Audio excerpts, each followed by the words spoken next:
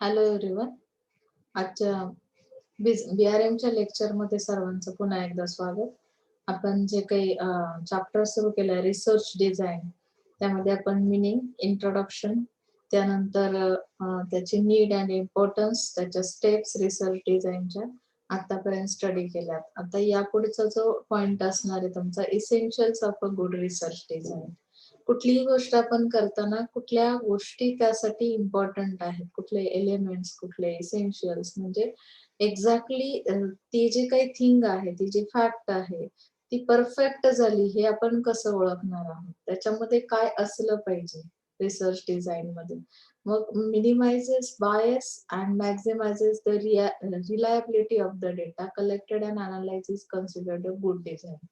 आपल्याला जी काही रिसर्च डिझाईन बनवायची आहे, तर ही जनरली कशी असली पाहिजे हे पहिल्याच सेंटेन्स मध्ये त्यांनी सांगितलंय की तुम्ही जी काही रचना करणार आहात, जे स्ट्रक्चर त्याचं तयार करणार आहात, तर ते कसं असलं पाहिजे, त्यामध्ये काय कमी करायचंय आणि काय मॅक्झिमाइज असलं पाहिजे, ह्या दोन गोष्टी तिथे दिल्या. मग तुम्हाला जर सॅटिस्फाय करायच्या असतील,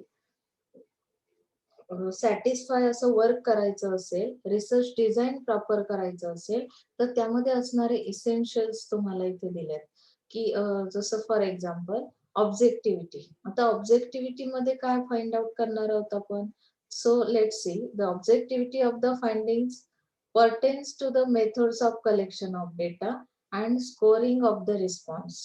म्हणजे इथे आपल्याला काय करायचं की ऑब्जेक्टिव्हिटी मध्ये जे काही तुम्ही गोल्स तयार केले, बरोबर ना? म्हणजे आता सपोज रिसर्च डिझाईन तयार केली म्हणजे काय, तो एक प्लॅन तयार केलेला आहे, तुम्ही एक रचना त्याची तयार केलेली आहे.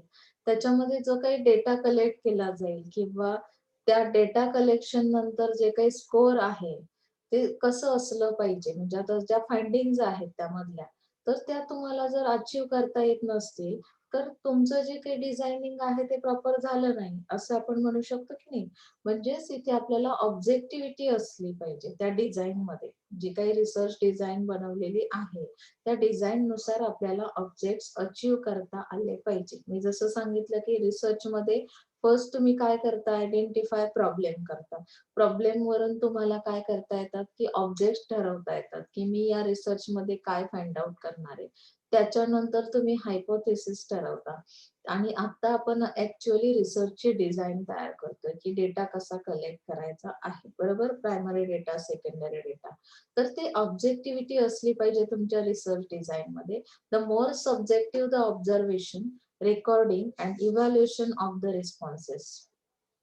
यामध्ये काय दिलंय की जे ऑब्झर्वेशन्स आहेत ते सब्जेक्टिव्ह असले पाहिजे. म्हणजे फॉर एक्झाम्पल मी तुम्हाला फील्ड वर्क दिलं आणि सांगितलं की एखाद्या इंडस्ट्रीला व्हिजिट देऊन तिथे कसं मॅनेजमेंट केलं जातं, हे माझं ऑब्जेक्ट आहे की तुम्हाला मॅनेजमेंट आलं पाहिजे, बरोबर?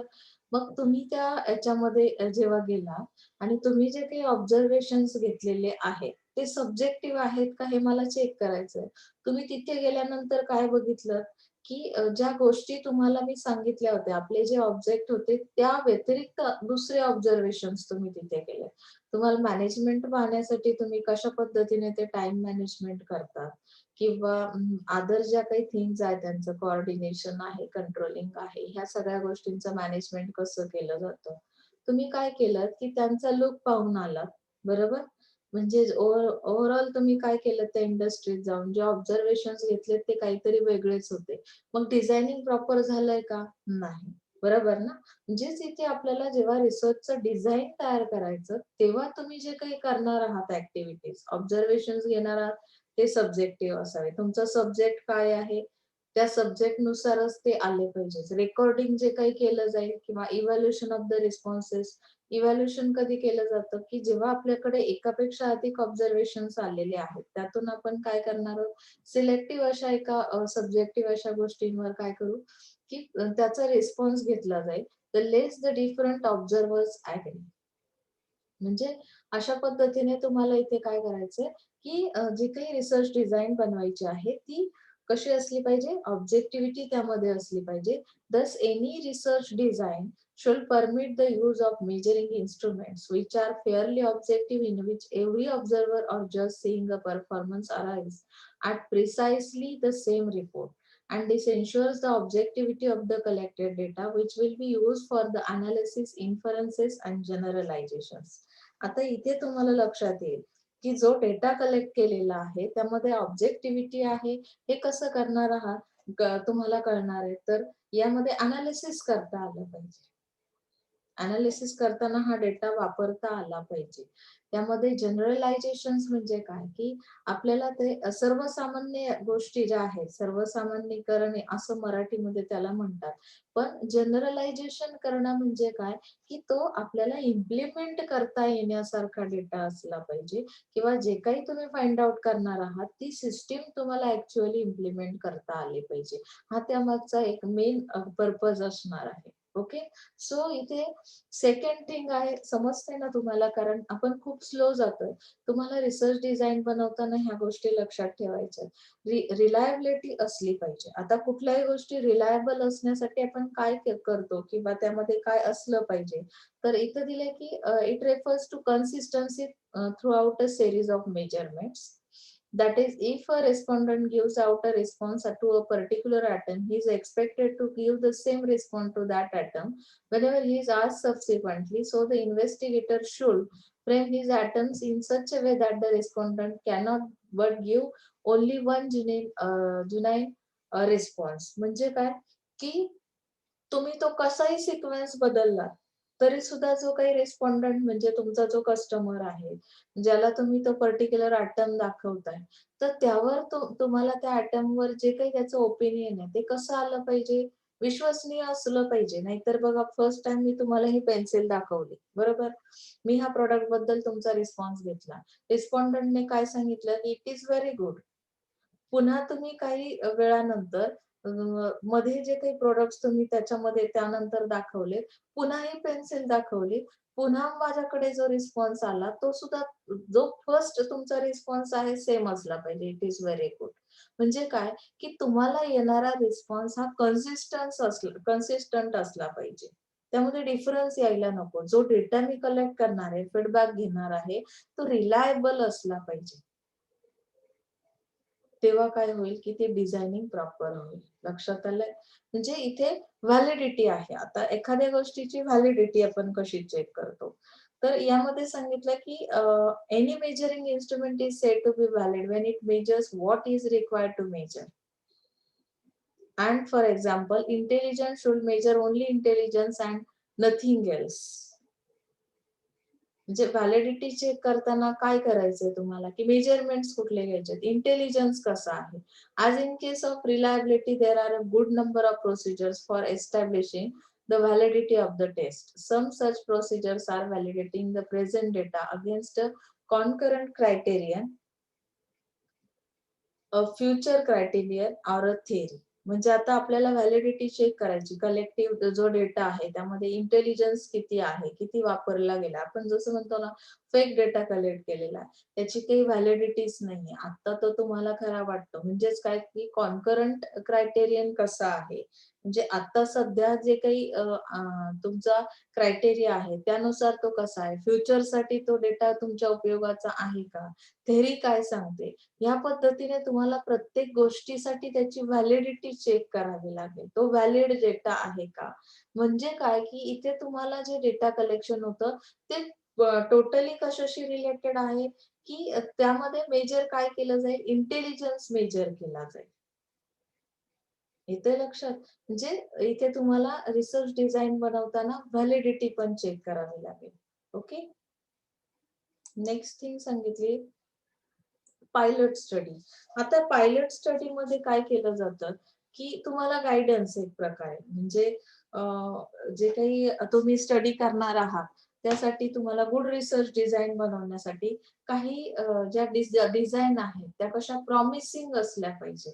म्हणजे काय, की it is always desirable to conduct a pilot study before finalising the research design.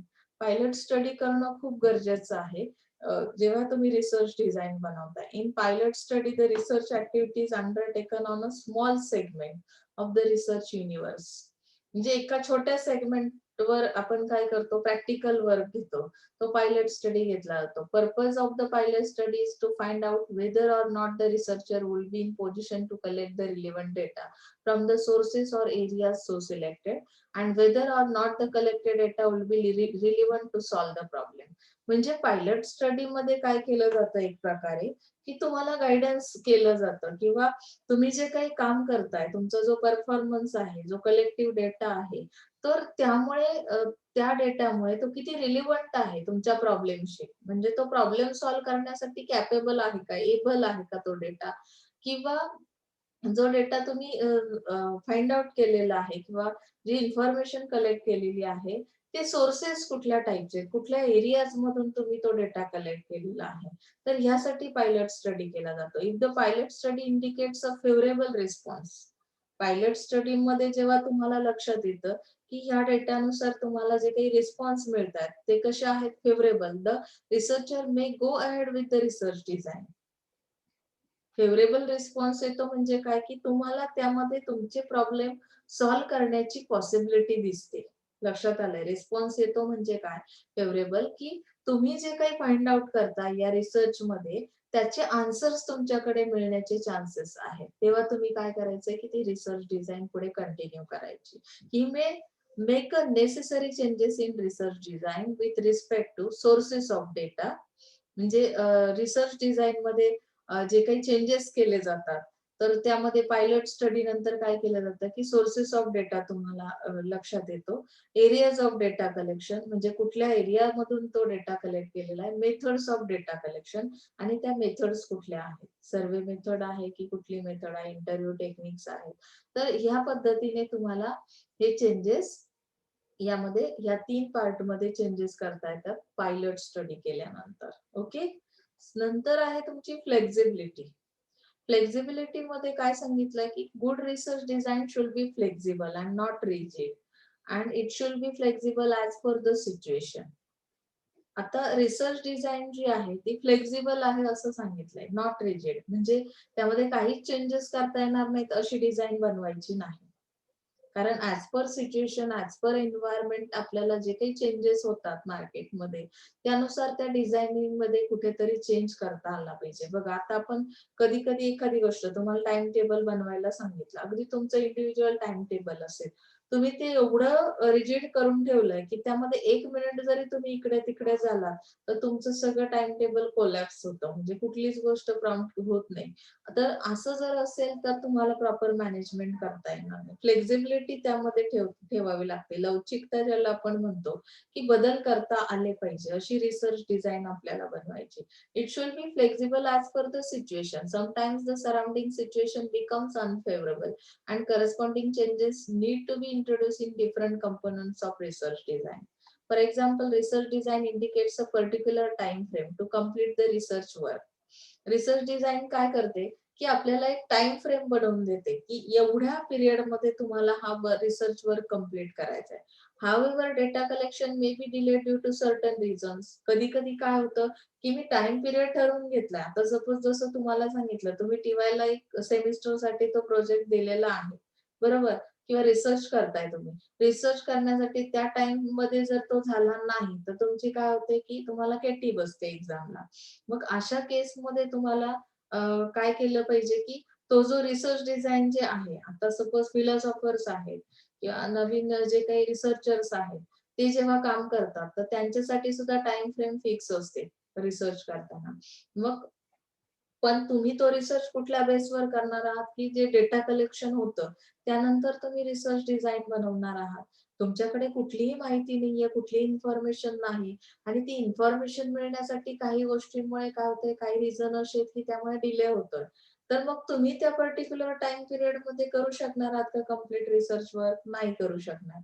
म्हणजेच काय, की तुम्हाला ही फ्लेक्सिबिलिटी ठेवावी लागेल, की कुठले रिझन्स आहेत ते जाणून घ्यावे लागतील. त्यामध्ये काही चेंजेस, डेव्हिएशन्स आणावे लागतील. So for this there should be adequate scope for adjustment in the research design. म्हणजे तिथे तुम्हाला रिसर्च डिझाइनमध्ये काही ॲडजस्टमेंट ह्या ठेवणं खूप गरजेचं आहे. ओके. सुटेबिलिटी. आता सुटेबल असलं पाहिजे. म्हणजे काय सुटेबल असलं पाहिजे, की जी डिझाइन आहे ती सुटेबल असली पाहिजे कशासाठी, तर मला ज्या अचीव्हमेंट घ्यायच्या आहेत, रिसर्च ऑब्जेक्टिव्ह जे आहेत, ते मला अचीव्ह करता आले पाहिजे. त्यासाठी ती डिझाइन सुटेबल असली पाहिजे. म्हणजे काय की while finalising the research design attention should be given to the following points. आता तुमचं अटेन्शन कसं असलं पाहिजे, सुटेबिलिटी आली पाहिजे की नाही त्या डिझायनिंग मध्ये. मग the availability of funds for research, तुमच्याकडे फंड्स किती आहेत, बरोबर. म्हणजे तुमचा फायनान्स बेस कसा आहे, तुम्ही जे काही प्लॅन बनवणार आहात, जे काही तुम्ही डिझाईन करणार आहात, त्यासाठी पुरेसा असा फंड तुमच्याकडे आहे का. Availability of time for conducting research activity, तुमच्याकडे टाइम पिरियड किती आहे. Availability of man power for research activity, कारण जो काही डेटा कलेक्ट करायचा आहे त्यासाठी तुम्हाला मॅन पॉवरची गरज आहे, मग तुमच्याकडे किती अवेलेबल आहे ते चेक केलं पाहिजे. Methods of data collection and analysis, okay, depending upon the funds and other resources, researcher may take a suitable action. A good research design is one which is adjusted as per the constraints available. म्हणजे तुमच्याकडे ज्या अडचणी आहेत, तर त्या अडचणींवर मात करून तुम्हाला ती डिझाईन बनवायची. Therefore, suitability and acceptability are two features of good research design. म्हणजे ती ऍक्सेप्टेबल पण पाहिजे, फक्त सुटेबल असून चालणार नाही, बरोबर ना. आपण म्हणतो की माझ्यासाठी हा ड्रेस सुटेबल आहे, पण तो जर तुम्ही त्या पर्टिक्युलर एका याच्यामध्ये घातलात ऑकेजन साठी किंवा एखाद्या इव्हेंटसाठी, तर तो ऍक्सेप्टेबल नाहीये. म्हणजे काय की तुम्ही कुठल्या तरी एखाद्या याच्यामध्ये लग्नामध्ये जाता, पूर्ण प्युअर व्हाईट ड्रेस घालून गेला. आता ऍक्च्युअली रंगीबेरंगी कपडे घालणं किंवा हे तुम्ही दुसऱ्याचं लग्न अटेंड करताय, तर तिथे अगदी म्हणजे प्रत्येक गोष्टीसाठी कुठला पेहराव असला पाहिजे. पण तो सुटेबल आहे, तुमच्यासाठी सुटेबल आहे, तुम्ही कम्फर्ट फील करताय. पण ऍक्च्युअली त्या ऑकेजनसाठी तो ऍक्सेप्टेबल नाही. म्हणजे रिसर्च डिझाईन कशी असली पाहिजे की ती सुटेबल पण असली पाहिजे आणि ऍक्सेप्टेबल पण असली पाहिजे, तेव्हा ती गुड रिसर्च डिझाईन असेल. लक्षात आलंय. सिम्प्लिसिटी त्यामध्ये कशी आली पाहिजे बघा. तुम्ही म्हणाल मॅडम सगळंच कसं सुटेबल, ऍक्सेप्टेबल, सिम्पल. तर सिम्पल म्हणजे काय की ते समजलं पाहिजे काय करताय ते research design. It should be simple and easy to understand. बऱ्याचदा ना तुम्हाला ज्या गोष्टी खूप सरळ आणि साध्या सिंपल वाटतात, त्या समोरच्याला अंडरस्टँड होत नाहीत. मग त्या अंडरस्टँड कशा करायच्या किंवा त्याची लँग्वेज कुठली असली पाहिजे. लँग्वेज कशी असली पाहिजे, सिंपल आणि क्लिअर. तुम्ही जो रिसर्च करताय त्यावर जे काही तुम्ही फाइंडिंग्स काढणार आहात, जे काही सोल्युशन्स काढणार आहात, तर ते कसे असले पाहिजे की समजतील असे असले पाहिजे. त्यामध्ये technical jargon should be avoided. काही टेक्निकल नको त्याच्यामध्ये, अगदी सिंपल असलं पाहिजे. There should be appropriate footnotes wherever necessary. काही त्या रिलेटेड नोट्स तयार करा. Simplicity of research design would also enables the research staff to collect the relevant information and also to analyze the data properly. Research staff काय करेल, समजलं तरच काय करणार आहे त्याच्यावर इन्फॉर्मेशन कलेक्ट करू शकेल, अनालिसिस होईल आणि त्यामुळे तो डेटा प्रॉपर आहे की नाही हे आपण समजू शकतो. Okay. Selection of appropriate techniques and methods. आता यामध्ये टेक्निक्स कुठले अप्लाय करायचे, म्हणजे आपण रिसर्च डिझाईन बनवतोय तर त्यामध्ये मेथड्स कुठले अप्लाय करणार आहात. Sir good research design, the techniques use for data collection and data analysis are appropriate in view of the research project undertaken.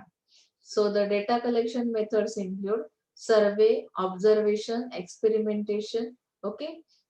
त्यामध्ये ह्या ज्या मेथड्स दिलेल्या आहेत की सर्वे करून तुम्ही काही डेटा कलेक्ट करा, ऑब्झर्वेशन्स घ्या, एक्सपेरिमेंट्स करा. त्यानंतर मीन, मीडियन. आता डेटा अनालिसिस करायचंय आपल्याला, त्यासाठी तुम्हाला काय काय माहिती असलं पाहिजे, कुठल्या अनालिसिसच्या मेथड्स आहेत, तर त्यामध्ये मीन, median, mode, time series, and correlation techniques. Training of research staff becomes easy and quick when appropriate methods of data collection and data analysis are used under the research design. म्हणजे जो research staff त्यावर काम करणार आहे, proper data collect केला, data methods proper use केल्या, तर त्यांना रिसर्च डिझाईन बनवणं खूप इझी होईल. लक्षात आलंय. आता cost effective.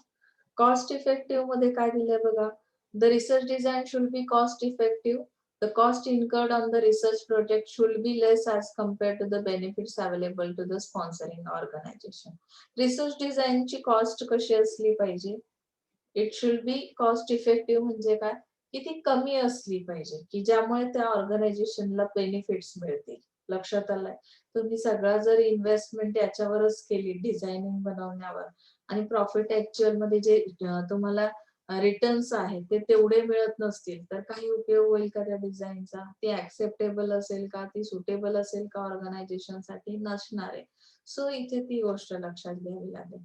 The research design selected should give benefits to sponsoring organization in terms of effective decision making, sales promotion म्हणजे तुम्हाला डिसिजन्स कुठल्या बाबतीत घ्यायचे ती कॉस्ट इफेक्टिव्ह असली पाहिजे म्हणजे काय की रिसर्च डिझाईन मध्ये ज्या ऍक्टिव्हिटीज वर तुम्ही बजेट ठरवणार आहात की सेल्स प्रमोशन्स कसे द्यायचे आहेत, कशा पद्धतीने ऍडव्हर्टाइज करायची, कुठला मीडिया यूज करायचा, कसं डिस्ट्रीब्युशन चॅनल कसे सिलेक्ट करायचे.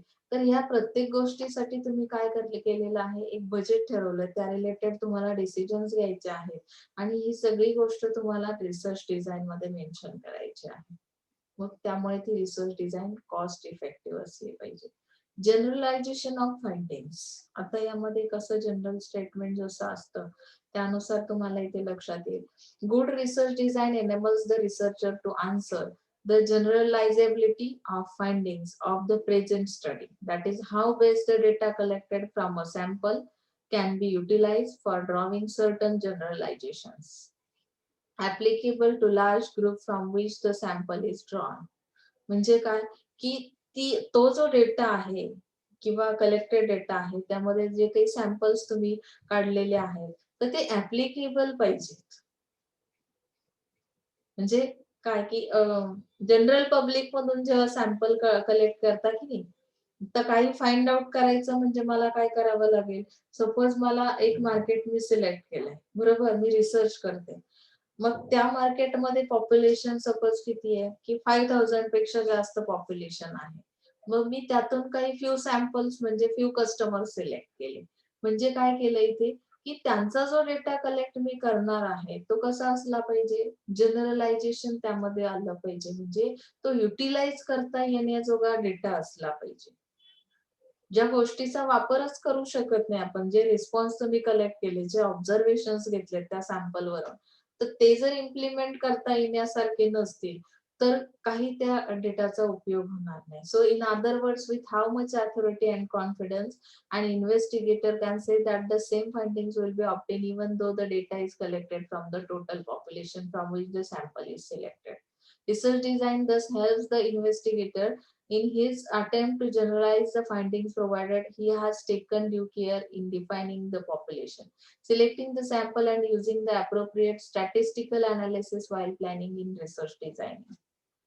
रिसर्च डिझायनिंगचं प्लॅनिंग करताना तुम्हाला काय करायचं आहे सॅम्पल सिलेक्ट करायचे आहेत आणि त्या सॅम्पल नुसार तुम्हाला काय करायचंय की स्टॅटिस्टिकल अनालिसिस करायचंय जो डेटा कलेक्ट केला जाईल त्यावर.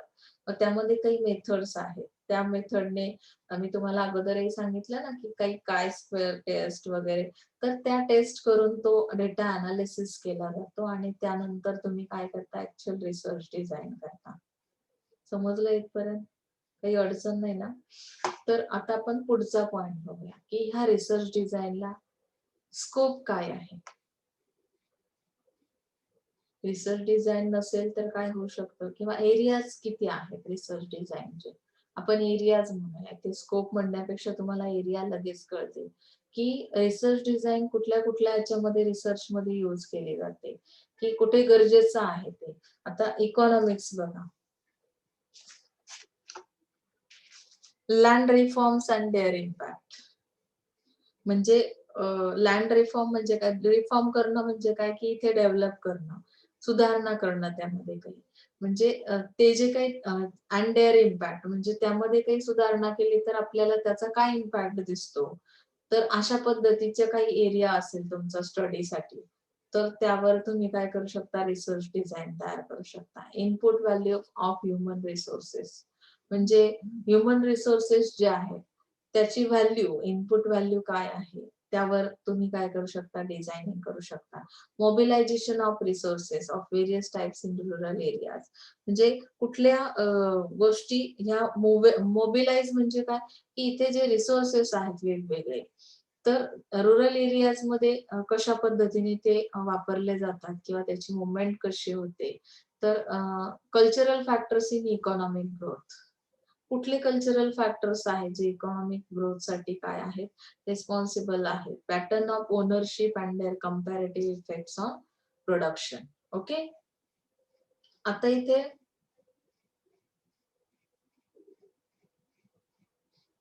पॅटर्न ऑफ ओनरशिप म्हणजे काय, की इथे कंपॅरेटिव्ह इफेक्ट्स ऑन प्रोडक्शन. तर आपण जनरली ऑर्गनायझेशन, फर्म ह्या सिंगल पाहिलेल्या आहेत. आता जे नवीन मार्केटिंगचे स्टुडंट्स आहेत, त्यांना एवढं माहिती नाही. पण ओनरशिप कोणाकडे असते किंवा त्यामध्ये मर्जर, ॲक्विजिशन या पद्धतीने जे काही ट्रंकी प्रोजेक्ट्स, काही प्रोजेक्ट्स असे बनवले जातात. तर मार्केटिंगचा तो भाग आहे, तुम्हाला तेवढं डीप जायचं नाही. पण तो जर एरिया तुमचा असेल, तर त्याचा इफेक्ट, कंपॅरेटिव्ह इफेक्ट, ओनरशिप कोणाकडे आहे त्या फर्मची, त्यामध्ये पार्टनर्स आहेत का 2, तर याचा इफेक्ट तुमच्या प्रोडक्शनवर कितपत होतो, असा काही एरिया जर तुम्ही स्टडीसाठी, रिसोर्ससाठी घेतलेला असेल, तर त्यामध्ये सुद्धा रिसर्च डिझाईन बनवली जाते. ओके. सो हिस्ट्री हा तसा डीप विषय आहे, पण आपल्याला फार ओव्हरऑल तुम्हाला त्याची बेसिक इन्फॉर्मेशन मिळाली पाहिजे, हा हेतू आहे. तुम्ही जर एक पॉइंटला पूर्ण जर एक्सप्लेन करत गेलात अगदी डीपमध्ये, ते की मी तुम्हाला अगोदरच सांगते यावर पी-एच-डी वर्क कसं केलं जातं, तर एवढं त्या लेव्हलचं तुम्हाला ग्रॅज्युएशन लेव्हलला गरजेचं नाही. तुम्हाला जनरल आयडिया आली पाहिजे, की रिसर्च म्हणजे काय आहे, रिसर्च डिझाइन म्हणजे काय आहे, त्यामध्ये काय स्टेप्स आहेत, इसेन्शियल्स कुठले आहेत, कुठल्या एरियावरती बनवली जाते, ही बेसिक इन्फॉर्मेशन तुम्हाला या सिलेबसनुसार मिळाली पाहिजे. ओके. So history. आता हिस्ट्रीमध्ये काय दिलंय, philosophy of history and underline trends of history in the light of the writings of the past and the present. आता हिस्ट्री, फिलॉसॉफी ऑफ हिस्ट्री, तुमचं तत्वज्ञान काय आहे? हिस्ट्रीच्या बाबतीत तुम्ही काय विचार करताय? Underline trends of history in the light of the writings of the past and present, म्हणजे तुम्हाला असे काही फॅक्टर्स शोधून काढायचे आहेत, की जे पास्ट आणि प्रेझेंट मध्ये काय आहेत, की त्यावर लिखाण झालेलं आहे. त्याविषयी तुमचं मत काय आहे? तुमचं तत्व काय सांगतात? तत्वज्ञान काय आहे? कंट्रीज, हिस्ट्रीमध्ये कुठले टॉपिक्स असणार आहेत? त्यामध्ये ऑब्व्हियसली हिस्ट्रीच असणार आहे ना. Past history, present. आता यामध्ये countries cultural history, special reference to the process of adoption, Indian society to ideologies and technologies coming from abroad. म्हणजे कल्चरल हिस्ट्रीचा स्टडी करायचा विथ स्पेशल रेफरन्स कशाचा असेल, process of adoption of Indian society. म्हणजे ही जी cultural history आहे, त्यामध्ये Indian society बद्दल कुठली टेक्नॉलॉजी किंवा कुठली आयडिओलॉजी अब्रॉड मधून आलेली आहे, तिचं अडॉप्शन कसं केलंय, आपलं कल्चर काय आहे आणि बाहेरचं कल्चर कशा पद्धतीने आपण अडॉप्ट करतोय. This study may be directed towards adoption by regional subcultures and diversities in approaches by them. Okay. Study of concepts and systems in politics and economics and adaptations in social institutions from time to time and in the contemporary period. आता यामध्ये तुम्ही बघू शकता, याला समकालीन period असं म्हणतात. म्हणजे कुठल्या system, politics, economics, adaptations in social institution, म्हणजे ज्या काही सामाजिक संस्था आहेत, तर त्यामध्ये जे काही समकालीन पिरियड म्हणजे काय, की त्यावेळी जो काही अभ्यास केला गेला, ह्या ज्या कन्सेप्ट पुढे आल्या, पॉलिटिक्स, इकॉनॉमिक्स, तर त्याबद्दल हिस्ट्रीमध्ये जे काही तुम्हाला सांगितलेलं आहे, तर त्याचा अभ्यास आपल्याला इथे करायचा आहे. बरोबर. सायकॉलॉजीमध्ये काय सांगितलंय बघा, study of the social, psychological, cultural and motivational factors for of different types of persons involved in Gramdan and Bhoodan movements and peace workers. आता ह्या ज्या काही चळवळी झाल्या, भूदान चळवळ वगैरे, जी लोक अवांतर थोडस वाचन करतात, तर त्यांना ही गोष्ट माहिती, की त्याविषयी तुमचं जो स्टडी आहे, सायकोलॉजिकल, कल्चरल, मोटिवेशनल फॅक्टर्स, म्हणजे कशा पद्धतीने यांचे हे फॅक्टर्स या मुवमेंटसाठी कारणीभूत होते. त्यांचं कुठली सायकोलॉजी त्यामध्ये होती. Study of motivation of donors in the context of Bhoodan. Okay, किती लोकांचं योगदान आहे यामध्ये.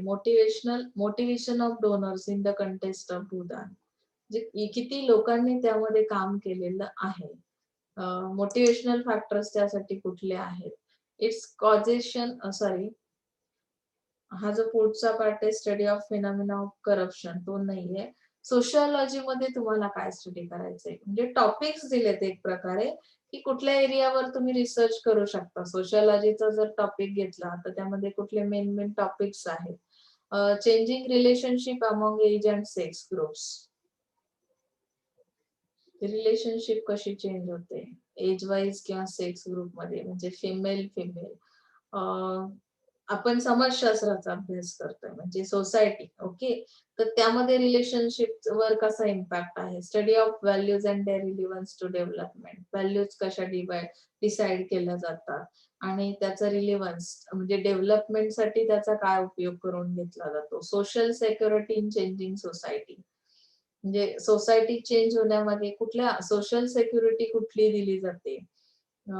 त्यामध्ये personal and social tensions in changing society, तुमचं स्वतःचं इंटेन्शन काय आहे. टेन्शन म्हणजे इथे टेन्शन असा पार्ट नाही घ्यायचा आहे तुम्ही डायरेक्टली मिनिंग. टेन्शन मध्ये जे काही तणाव असतात, पर्सनल कुठल्या गोष्टीचं टेन्शन आहे, सोशल टेन्शन्स कुठले आहेत ज्याच्यामुळे आपली सोसायटी बदलते आहे.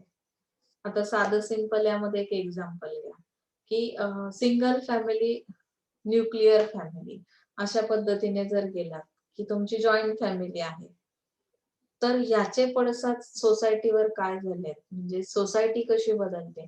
पूर्वी सपोज बिग फॅमिलीज होत्या, त्यामुळे आपली जी काही फिलॉसॉफी होती किंवा आपली विचार करण्याची पद्धत, आपल्या व्हॅल्यूज कशा ठरवल्या जात होत्या. आणि आज जेव्हा तुम्ही सिंगल फॅमिलीला फेस करताय, सिंगल फॅमिली कशामुळे आली, करिअर वुमन्स किंवा वुमन डेव्हलपमेंट, ह्या सगळा जो पार्ट आहे, मग आपल्या पर्सनल टेन्शनचा, तणावाचा ह्या सोसायटीच्या चेंजिंगसाठी काही हे होतं का, म्हणजे सोसायटी त्यामुळे बदलते का. ते कुठले तणाव आहेत, पर्सनल कुठल्या प्रॉब्लेम्स आहेत किंवा सोशल प्रॉब्लेम, सोशल इश्यूज कुठले आहेत ज्याचा इम्पॅक्ट हा तुमच्या सोसायटीवर होतो. The emerging class patterns and social mobility, म्हणजे कशा पद्धतीचे पॅटर्न्स आहेत हे क्लास पॅटर्न. म्हणजे जसं आपण हायर, मिडल, लोअर असे क्लास जनरली पाहिले, तर त्यामध्ये सामाजिक हालचाली कशा होतात, म्हणजे ह्या लोकांचं लाईफस्टाईल कसं आहे.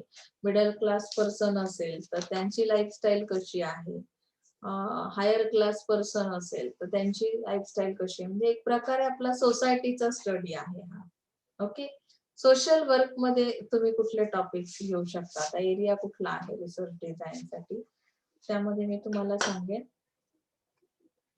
Study of the problems of the handicap in India with the view to finding out measures required for their rehabilitation. म्हणजे पुनर्वसनाचं काम की ज्याच्यामुळे तुमची ग्रोथ होईल. जे कुठले प्रॉब्लेम्स आहेत, हँडिकॅप पर्सन्स किती आहेत इंडियामध्ये, फाइंड आउट करा. त्यानुसार त्यांचं रिहॅबिलिटेशन कसं केलं जाईल. Growth as well as for their gainful utilisation for socio economic growth. आपल्याला आपल्या कंट्रीची जर ग्रोथ करायची असेल, सोशो इकॉनॉमिक ग्रोथ, तर त्यांचं योगदान कसं आहे किंवा त्यांचा वापर आपण कसा करून घेऊ शकतो. ह्या गोष्टी पुनर्वसन केल्यामुळे ते काय करू शकतात. आता हँडिकॅप पर्सन्स असतील तर ह्या गोष्टीवर आपण रिसर्च करू शकतो, रिसर्च डिझाईन करू शकतो. Study of social needs via requirements of social legislation of India, म्हणजे जे काही कायदे बनवले गेलेले आहेत, सोशल नीड्स काय आहेत, रिक्वायरमेंट्स काय आहेत, त्यानुसार तुम्हाला कायद्याने प्रोटेक्शन कसं दिलं गेलंय. गव्हर्नमेंट काय कुठल्या पद्धतीचे रूल्स रेग्युलेशन्स घालते किंवा लेजिस्लेशन कुठल्या टाईपचे आहेत इंडियामध्ये, त्याचा विचार आपण सोशल वर्क मध्ये करू शकतो. Study of voluntary action and welfare measures in India sector wise. आता व्हॉलंटरी ऍक्शन काय होतात, वेलफेअर ऍक्टिव्हिटीज कुठल्या आहेत इंडियामध्ये की ज्याच्यामुळे आपली डेव्हलपमेंट होऊ शकते. लक्षात आलंय. Study of process and organisation of vocational guidance. आता व्यवसायामध्ये तुम्हाला कशा पद्धतीने ऑर्गनायझेशनला गायडन्स केलं जातं for rural youth and programmes of guidance of for development of child and family welfare measures. म्हणजे ऑर्गनायझेशन कशा पद्धतीने युथ साठी, रुरल युथ साठी प्रोग्राम्स अरेंज करते किंवा त्याची डेव्हलपमेंट साठी कसा उपयोग करून घेतला जातो, फॅमिली वेलफेअर साठी कसा उपयोग करून घेतला जातो, चाइल्ड डेव्हलपमेंट साठी कशा पद्धतीने. तर असे काही विषय. Study of inter relationship between social change, aspirations, hopes, fears as related to the social system and their relationship with mental health. म्हणजे जे काही सोशल चेंजेस आहेत, hopes, fears related to the social system, relationship with mental health. तुमची mental health कशी आहे? तुम्ही म्हणाल madam आम्ही एकदम ओके आहोत.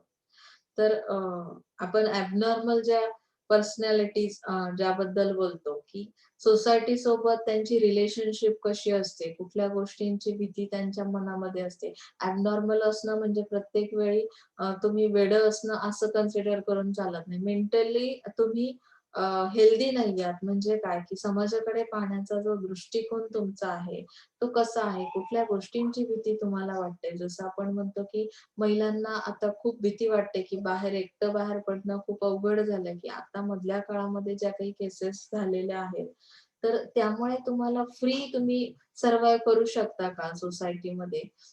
तुमच्या सोशल चेंजचा तुमच्या इंटर रिलेशनशिपवर कसा इम्पॅक्ट झालेला आहे? सोसायटीमध्ये जे रूल्स, रेग्युलेशन्स आहेत, त्याचा इम्पॅक्ट तुमच्या रिलेशनशिपवर कसा होतो?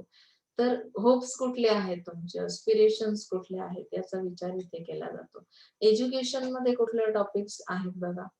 Intensive study of failures with special reference to educational and sociological causes. म्हणजे एज्युकेशनल सेक्टरमध्ये सोशिओलॉजिकल कॉजेस असं सांगितलंय. इंटेन्सिव्ह स्टडी आहे तो. इंटेन्सिव्ह स्टडी म्हणजे काय, की त्यामध्ये तुम्ही डीप काहीतरी शोधून काढण्याचा प्रयत्न करता, की एज्युकेशन लेव्हलला कुठल्या गोष्टी फेल झालेल्या आहेत, सोशिओलॉजिकल कॉजेस त्यासाठी कुठले आहेत, research in the field of education employment linkage. Education कशा टाईपचं आहे, त्यामुळे कुठल्या टाईपचं तुम्हाला एम्प्लॉयमेंट अवेलेबल होतो. तुम्ही जसं आता शैक्षणिक क्षेत्रात यायचं असेल, तर कुठली डिग्री तुम्हाला अपेक्षित आहे. तर ह्यावर तुम्ही काय करू शकता, त्या फील्ड रिसर्च करू शकता. Study of the inter relationship between competency in field work, in teaching and in administrative work. Okay. Administrative work आणि याचं कसं रिलेशन आहे, इंटर रिलेशन टीचिंगचं, तर त्याचाही स्टडी इथे केला जातो. Comparative study of different schools of thought in education. म्हणजे एज्युकेशन बद्दल तुमचे मत काय आहे? सोसायटीमध्ये जे काही स्कूल्स आहेत किंवा जसं polytechnic, multipurpose school, technical education, ही सगळे लोक एज्युकेशन बद्दल काय विचार करतात, त्यांचे विचार आपल्याला इथे कंपॅरिझन करून मांडायचे आहेत. Research in the field of cost benefit analysis. Okay. Public administration हा जो पार्ट आहे, ऍडमिनिस्ट्रेटिव्ह एज्युकेशन अँड रॅमिफिकेशन म्हणजे काय, की इथे तुम्हाला न्याय कसा मिळतो. ऍडमिनिस्ट्रेटिव्ह ज्युडिकेशन म्हणजे काय, तर पब्लिक ऍडमिनिस्ट्रेशन करताना तुम्हाला ज्याला आपण म्हणतो मला न्याय मिळत नाही, म्हणजे नक्की अन्याय कशामुळे होतो, तर हा शोधून काढायचा आहे. Autonomy and accountability of public enterprises. जे स्वायत्त असणाऱ्या संस्था कुठल्या आहेत, अकाउंटेबिलिटी ऑफ पब्लिक एंटरप्राइजेस, हे सगळं एकत्रित कसं केलं जातं. Accountability of public enterprise. Okay. Neutrality of civil servants म्हणजे इथे ज्या काही तटस्थ भूमिका आहेत सिव्हिल सर्वंट्सच्या, म्हणजे ते खूप अलिप्त राहण्याचा प्रयत्न करतात, तर त्यामागचे रिझन्स काय आहेत ते शोधून काढायचे. इतर ह्या सगळ्या गोष्टी कशा आहेत, त्यामध्ये आणखी पुढे दिले all aspects of civil services, recruitment, training, pay. Public administration करताना या सगळ्या गोष्टी येतात. Pension, moral incentive, possibility of creating unified civil service. हे एवढं काही लिहिण्याची तुम्हाला गरज नाही. Staff relation among civil servants, staff relations कसे आहेत त्यांच्यामध्ये सिव्हिल सर्वंट्स मध्ये, ते शोधून काढायचं. ऍडमिनिस्ट्रेशन करायचं म्हणजे स्टाफशी रिलेशन ठेवावं लागतं की नाही, तरच तुम्ही प्रॉपर ऍडमिनिस्ट्रेशन करू शकता आणि ते शोधून काढायचे सर्वंट्स मधले ज्यांच्याकडे नागरिकत्व आहे. सिव्हिल म्हणजे काय की तो मूलभूत अधिकार आहे त्यांच्याकडे आहे. तर त्यांच्यामध्ये रिलेशन्स कसे आहेत. तर हे झाले तुमचे area scope of research design. तर आय थिंक मला वाटतं हे समजलं असेल. हे काही फार तुम्हाला डीप जाण्याची गरज नाही. 2-3 टॉपिक जरी प्रत्येकातले तुम्हाला आले लिहिता नोट्समध्ये. इव्हन तुम्हाला आता तर ऑनलाईन झालं तर हे लिहिण्याची गरज पडणार नाही. फक्त तुम्हाला टायटल लक्षात ठेवायचे की किती एरियाज आहेत आणि त्यानुसार तुम्हाला काय येणार आहेत multiple choice questions. Okay. So इथपर्यंत आपण आज थांबूया. पुढचा जो तुमचा टॉपिक असणार आहे टाइप्स ऑफ रिसर्च डिझाइन तो उद्याच्या लेक्चरला घेऊया. जर काही अडचण असेल तर विचारायचंय. So thank you so much.